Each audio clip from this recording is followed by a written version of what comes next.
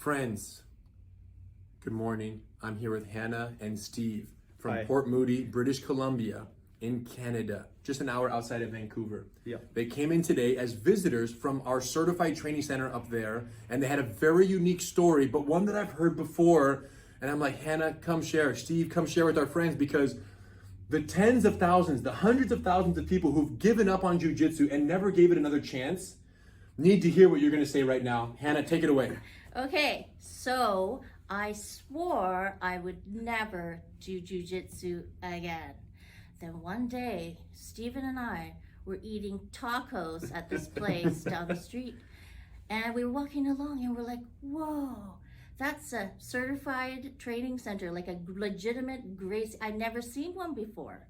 And I was curious, so I was like, and I looked on and I saw this poster. It was like, women empowered. And I was like, I always wanted to learn more. See, Steven and I, a long time ago, not totally long ago, we met at a jiu-jitsu school, a sports jiu-jitsu school, very famous chain.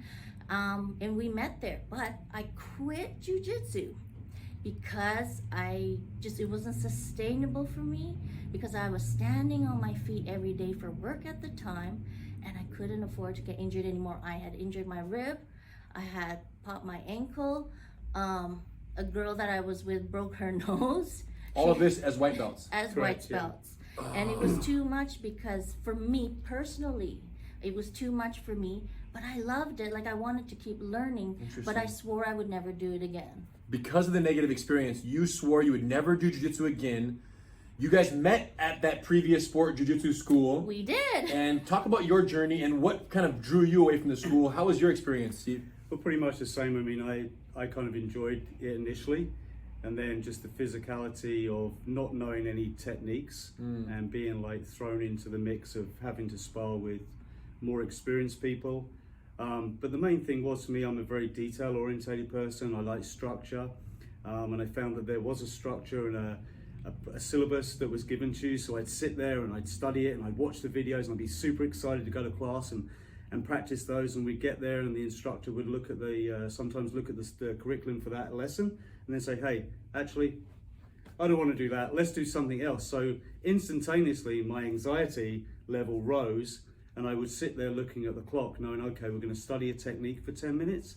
And then the next 50 minutes of the class would be party time, where I would just be, as a white belt, at the mercy of other higher belts, just trying to use whatever techniques they'd learned to impose their will or strength on me. So at the end of the day, I said to Hannah, that's it, I quit. And then I went to another sports school in the same chain and had pretty much the same experience, even though I was kind of promised it would be different. And then I went to a third one, and then Hannah's like, Steve, that's it. Just don't go back. It's not for you. So then I went and did something else. Well, you said you went back to doing what? I went back, I did Triathlons? Ironman Canada twice. Ironman, there you go. Ironman Canada. So it's not that he's not athletic, right? He's a physically fit, athletic, eager, hardworking man. It was just that what you were thrown into with the little skills you were given was just too much. Yeah. Right? And then the fact that you were so disappointed by that there existed a syllabus, like on paper, there's this idea. I think people like to say they have a syllabus, but you were frustrated because he would study and show up and they would just throw the syllabus out for the day and do something completely different, and that caused anxiety that you could do without. Super frustrated. And then fast forward to 8 months ago, when we came across the CTC in Port Moody, and we went in, and Hannah's a great proponent of, you got to try something. Give it the 10-minute or the 10-day free trial. In this case, it was a 10-day free trial. So we went in, and Ray and Bethany, who are the owners there at Tri-Cities, gave us the loan of gis, and first class, it was like, okay, here's what we're doing today. Here's what we're doing today. And I was like, okay. And then... And did they follow what they said they were going to do? 100%. Did they follow the paperwork? It was to the letter. And afterwards, when I signed up, we signed up that day for the full course, and we bought our hoodies and we bought our hat. We were sold.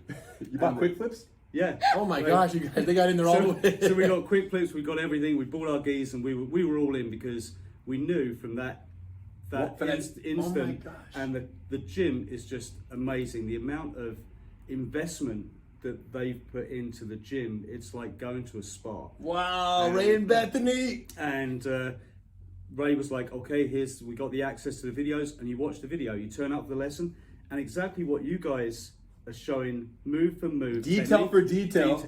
It's exactly what you see in the class, and there's no sitting there like thinking, okay, I know in half an hour we're going to be doing free sparring, And we're going to get beat up as white belts. It was just technique, technique, technique, and every lesson builds on the previous lesson. Every lesson. And then you go through a cycle, and you go through the four cycles of the card, and it's just building and building and building. So your knowledge base is increasing in line with the syllabus. And then eventually, when you get to the master cycle and you begin sparring, at that point, what happens? You feel safer. You're sparring with people that you've known for 8 months. You're good friends. The culture of the school. So you do eventually get put to the fire, right? Jiu-Jitsu has that element to it. The biggest mistake in the whole BJJ is taking white belts with a week and a half of practice or less and saying, hey, you go. But what do? Just don't tap out. But what is tapping? I don't know. Yeah. And they were, when you were sparring one time, they were yelling a name at you. What were they yelling that person's name? Oh, Ezekiel. They were yelling Ezekiel to her, and she was looking around. Who is Ezekiel? Well, and the other thing too is, as a white belt, you don't know how fast to tap, how often tap early, tap often. And so, I got my ankle popped because I didn't really know what we were doing. But also, it was my fault also. I didn't know what we were doing, but I also didn't tap early enough. I got injured, but that's a very white belt thing to do. Yes. As well. The same way you need to learn how to do an arm bar, you need to learn how to receive an arm bar. So for anybody who shows up in 2 weeks, even if they've learned the arm bar and they're getting caught in it and they don't know the timing or the speed or the rate of the technique, these are adult individuals with their joints are old. Sometimes they're weathered, right? They're not 10 and 11 and 12-year-old kids who are Gumby and bounce back. They can't afford to be getting hurt. Mm-hmm. She had a job where she's working on her feet and got her ankle popped in a white belt class at this very well-known jiu-jitsu school organization. And the fact that that's even possible is embarrassing for jiu-jitsu, because there is some population that can survive that element of jiu-jitsu, because they do. Some people survive. My estimation is 5%. 1 out of 20 people who venture into a school qualify to learn in this high-intensity, trial-by-fire, survival of the fittest mentality approach with no curriculum, just learn whatever. The other 95% of new people to jiu-jitsu don't want anything to do with that, but yet you want to learn the art. Isn't that interesting? It's like you knew you loved it, but you couldn't do it anymore. I couldn't do it, and I wanted to, but I couldn't. It wasn't sustainable. So I went from swearing I would never do jiu-jitsu again to I was so curious to learn. I wanted to learn all the women empowered techniques for self-defense. Women Empowered got her back in, the sign on the door. Yeah, I saw this sign, Women Empowered. And I was like, ooh, how can I defend against getting my hair pulled? Interesting. How do I defend if someone grabs my ankles, abduction, dragging you, knife, gun? What do I do? What are my best? Those things were not touched on at your previous school. I wouldn't know what to do the first thing, and I wanted to learn all these techniques. Women Empowered got her back, you guys. That's what I tell you. And then I was like hooked the first week, honestly, at a certified training center. I was blown away. I learned more in 1 week. Thank you, Coach Ray and Bethany, at Tri-Cities Gracie Jiu-Jitsu than I did in under 2 years at the other sports school in 1 week. There you go. And then I got hungry and I wanted to do combatives. So Women Empowered got her back in because she saw something that she knew existed in jiu-jitsu. And then at loving Women Empowered, you said, well, he was doing combatives, right? And that was kind of his thing. And then you eventually were like, I want to try one of those. She tried Gracie combatives, and now she violated her swear. I know. I swore I would never do jiu-jitsu again. Yeah. And I said to Steve, I'm doing self-defense only. We're just doing the ladies class.